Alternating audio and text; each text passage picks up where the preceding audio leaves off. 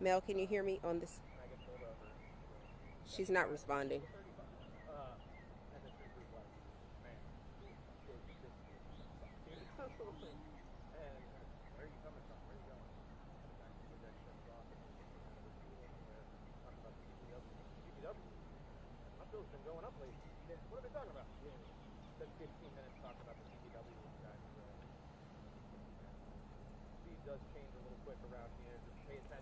Hey, I need somebody to check both my microphones.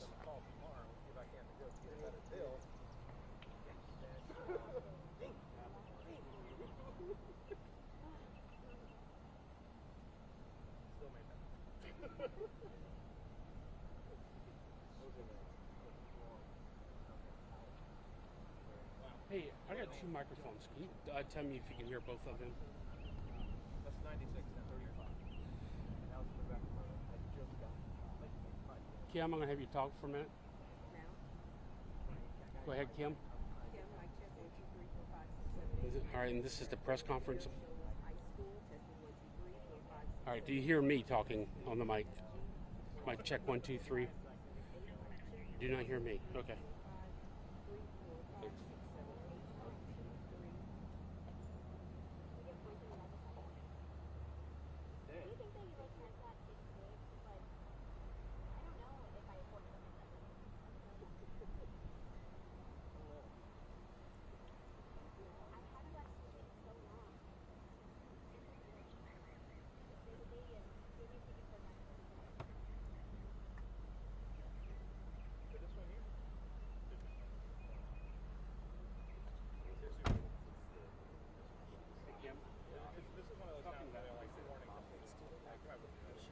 Testing 1, 2, 3, 4, 5, 6, 7, 8. Second mic check 1, 2, 3, 4, 5, 6, 7, 8. This is a mic, second mic, where the actual press conference will be held. 1, 2, 3, 4, 5, 6, 7, 8.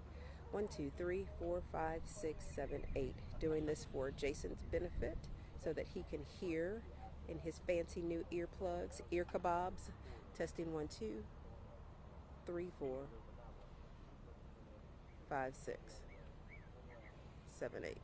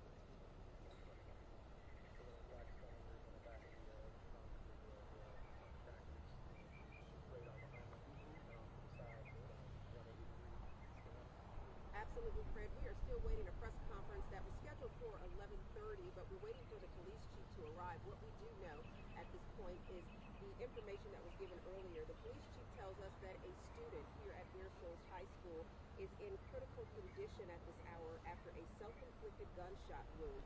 SLED is investigating. I can tell you that we are on the far side of where the incident happened. As we drove into the area, we could see crime scene tape and also first responders working the scene. Right now, as I said, we're on the opposite side of the building waiting for the press conference to begin. We don't know any details around the situation as they remain sketchy at this point, but as soon as we know, we will definitely bring them to you or keep you posted on air and online. For now, I'm Kimberly Brown reporting live in Ware Shoals. Back to you.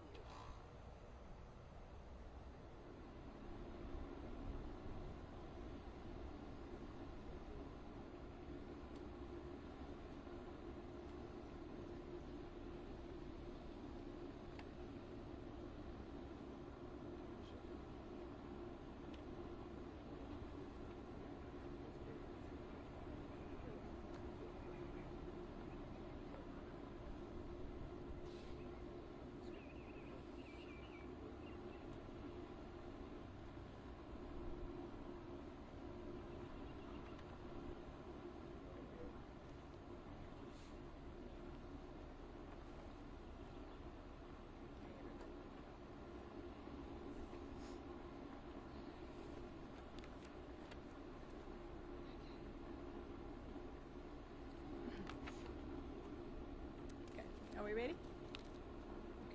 Okay.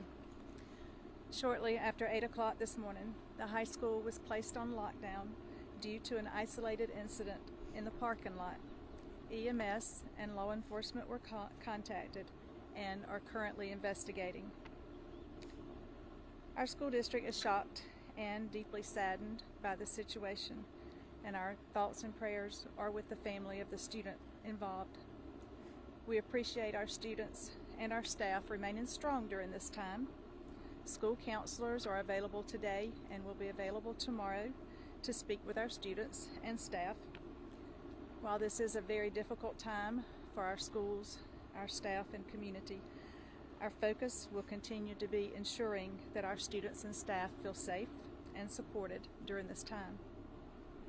I want to say thank you to law enforcement, to our school administrators, our counselors, ministers, and our community for their swift response to this incident. We appreciate their readiness to be here for us at a moment's notice. We'll continue to remain in frequent communication with our parents as more information becomes available. Do we have any questions that I can answer? I'll try to answer them the best I can. Could you give us first, last name, title? We're not, oh, Ms. Sprouse, yeah. Yes. Faye Sprouse, Superintendent of Ware Shoals School District. Did anybody hear anything happen? How were you alerted to the situation? The principal and safety coordinator were there on scene when this the incident occurred. Chief, can you kind of walk us through when you guys were first alerted, what your officers first saw when they arrived on scene? I believe DNR and one of the sheriff's office employees arrived first. They saw the victim laying on the ground in the grass over behind the white building by the library, and he had a head wound. Was he responsive when they arrived? He was not. Do we know anything about his condition right now? Critical still right now. I'm being updated as it goes. Students are saying that, or people are saying that students were there and witnessed the event. Have you interviewed anyone about this? We've interviewed, I think, 3 or 4 students that were there at the time, all saying the same thing. Do we know anything about this weapon that was used at this time? Small caliber, semi-automatic handgun. You mentioned that the officers or school officials, some school officials were there when it happened. Was it an incident where they were trying to get the student not to do something? They were. It was him and one of his friends in a vehicle. They were approached because they were late going into school. It turned out they had, I think, a Juul smoking device. They confiscated, and possibly another tobacco product. At that time, he was getting out of the vehicle. I believe one of the safety coordinators at the school here observed what appeared to be a handgun in his waistband. When confronted, this male started walking up the hill backwards, and at which time he pulled the handgun out and shot himself. tell us what was he saying? Or I don't know what he was saying. What's going on with the school right now? What state is, I think we're in a lock-in? Is that what it is? No, we are no longer under lockdown. We have counselors, ministers on hand, mental health counselors to be there to speak with students who may have witnessed or who were friends of the victim. As far as the rest of the day goes, is dismissal going to look normal? Yes, we will remain on normal schedule today and from here to 4. And parents are allowed to pick up their children today, correct? Yes, that's correct. Dr. Sprouse, how are students and staff faring? Well, we're a very small-knit community, and everybody knows everybody here. So we're reeling right now because we care about each other. And so, there's been a lot of prayers today and a lot of people supporting people, and that's the way it should be. So, and we just appreciate that so much. can you tell us what grade the student was in? Or if they were part of any extracurricular activities? I'm sorry, I can't release any information about students. Can you kind of talk to us about the communication process with parents after the first notification? Can you just kind of go through how the school handles situations like this? Sure, we have communication that we can send throughout the district. It's called Thrill Share, and so we can send text, voicemails, and also post to our social media. So it's a great platform to keep people informed, and so that's what we did this morning. Once we determined, once the school was on lockdown, we wanted parents to know what was going on, but that the scene was safe, their child was safe. And that's very important for us to keep them informed when things like this happen. Any idea where the gun came from? Right now, I was informed, and I haven't been able to actually verify it. I was told he took it out of his mother's car last night at some point.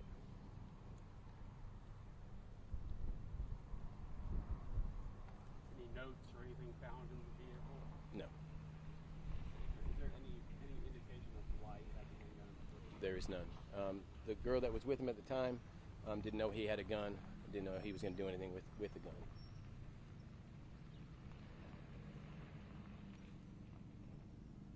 Anything you can tell us that we didn't think to ask? Just either one of you? That's pretty much all we have right now. I'm just waiting on an update on his condition. And what's happening on the other side of the school right now? We saw the crime scene tape when we drove up. That's where he was located upon arrival. Basically, we're just trying to find a shell casing right now.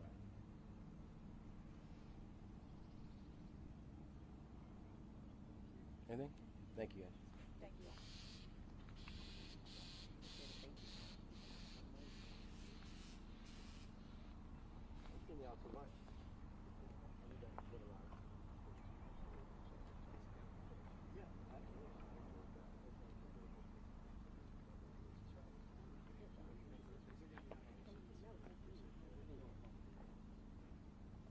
There will be. I think my car is the only thing blocking it right now. They can move twice, and that's all we're doing right now.